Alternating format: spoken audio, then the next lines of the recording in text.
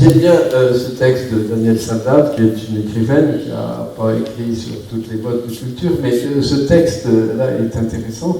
Donc, il sépare un homme cultivé d'un homme qui ne l'est pas. Ce n'est pas seulement la possession d'un bien, c'est un chemin qui n'a pas été parcouru, un travail qui n'a pas été fait. Mieux, c'est un lien qui n'a pas été noué avec le monde, car la culture n'est pas seulement un trésor de connaissances et de jouissances. Elle est ouverture au monde, arrachement et construction de soi. Donc la privation de culture sépare les hommes entre eux. Si elle creuse entre eux un fossé, elle fait pire encore. Elle les sépare et d'eux-mêmes et du monde. On voit bien qu'il y a des hommes et des femmes qui n'ont pas pu faire ce chemin.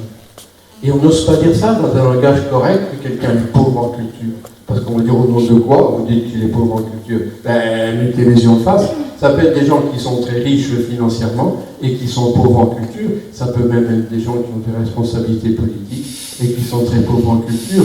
Vous voyez combien c'est dangereux.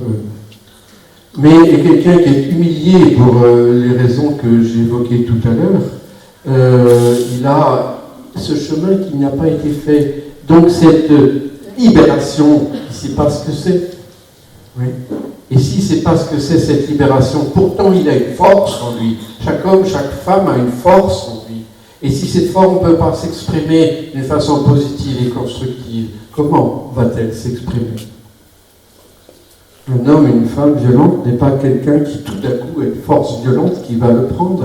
Il a cette force fondamentale qui est au cœur de la dignité humaine, qui est la force de vivre, la force de faire des enfants, la force de croire en quelque chose, la force d'aller chercher, de partager à toute la circulation des savoirs et du sens et de la beauté, un besoin puissant d'admiration qu'on a tous. Et si ce besoin n'est pas nourri, si ce besoin n'est pas reconnu, mais au contraire méconnu, je pense que la méchanceté, méchéant en vieux français, c'est celui qui tombe à côté de ses pompes, si vous voulez. Et donc le méchéant, c'est quelqu'un qui est méconnu comme tel, qui se sent méconnu et humilié dans ce temps. Et donc cette force qui est juste, qui est légitime en lui, la voilà qui ne peut plus sortir, la voilà qui ne peut plus s'exprimer. Et que devient-elle? Qu'est-ce que c'est que cette pauvreté culturelle? Quelqu'un qui est amputé des moyens d'accéder aux ressources culturelles et quelqu'un qui est désœuvré.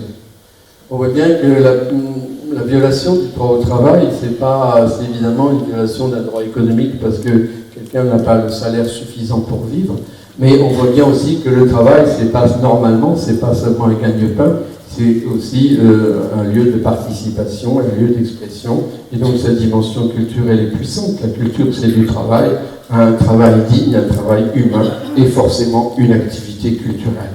On vise large, mais vous comprenez que c'est tout à fait important. Vous avez des gens qui sont aliénés dans leur travail. La vieille critique de Marx des manuscrits de 1844, elle est toujours valable.